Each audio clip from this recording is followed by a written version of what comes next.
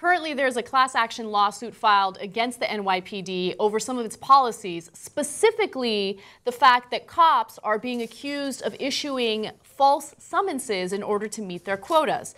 Now, the attorney representing those in the class action lawsuit is Eleanor Sutton, and she claims the following. Attorneys for the city have failed to turn over even one email from the files of former police commissioner Raymond Kelly or former chief of department Joseph Esposito regarding summons activity over the last 8 years. Attorney Eleanor Sutton writes in new filings in Manhattan federal court seeking sanctions against the city. Now, the reason why she filed those documents is because she needs to see the evidence indicating that there is a quota system, which is not supposed to exist at all. But, oh, would you look at that? There are no emails with the word summonses included in them, which means that they destroyed evidence, which should be illegal. Now, she also says it is simply not tenable that Commissioner Kelly and Chief Esposito did not, in the entire period of 2007 through the present, write or receive emails using terms related to the word summons. You can't dispute that. I mean, how ridiculously naive do you have to be to think, no, those top police officials never wrote the word summons in an email from 2007 to 2015. You know that's not true. Nobody's that naive, right? So if you're in that camp, why are you in that camp? You want to protect the cops, right or wrong, right? So just understand who you are and why you're saying that. So the reality is, it appears they clearly destroyed evidence, which, by the way, is illegal. We should get some cops on that. Yes. Well, we'll see if that happens. Now, Police Lieutenant Stavell Brown, who is alleged to have implemented a quota in Queens' 105th precinct, has destroyed text messages in which he denied a cop time off for failing to meet goals for traffic summonses.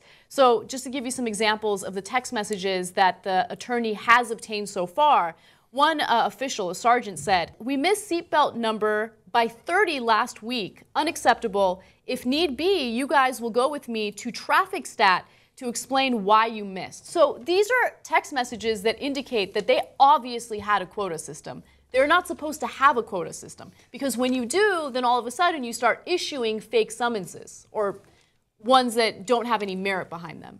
Now, look, I get it. You don't want the cops at the donut shop nonstop, and you want them out there working. And so one way to do that, shorthand way of doing that, is to do quotas. Hey, bring me this many summonses, whether it's for seatbelt violations, whatever else it might be, jump into turnstile, whatever, so that I know you're working and not just sitting on your ass. But the problem with quotas is that once you go in that direction, well, oftentimes people sit on their ass and then at the end of the month go, all right, who are all the guys I need to arrest? I got to make my quota. That's how I get paid, right? That's how I get judged. So, right or wrong, here I come. Look, let's keep it real. That is exactly why stop and frisk was one of the policies out there, okay? Yes, they wanted to harass minorities, but it was an easy way for them to go up to someone with no probable cause and just search them, frisk them, and if they had anything on them, then you can arrest them. And it seems like you're being a really hardworking cop. But the reality is, of course, the vast majority of minorities that they stopped didn't have anything on them. There was no reason for them to get arrested. And it was just a racist policy that the NYPD had. Part of the class action lawsuit has to do with stop and frisk. I would be shocked if the quotas were not a huge part of why they did stop and frisk. Because how are you going to find all the people who are doing things that are wrong? That's hard. It's hard work. Yeah, you have to figure out who's guilty, who's not guilty. Just stop random people. And in their case, it happened to be almost exclusively blacks and Latinos in New York City.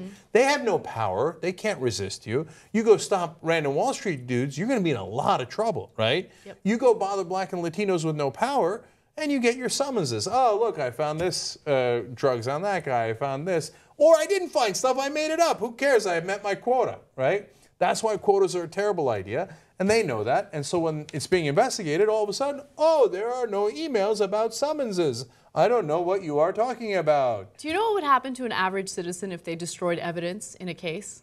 They'd be in a lot of trouble. Okay, that is a charge in and of itself. Yeah. And whereas if you're a government official, are they going to get away with it? Probably.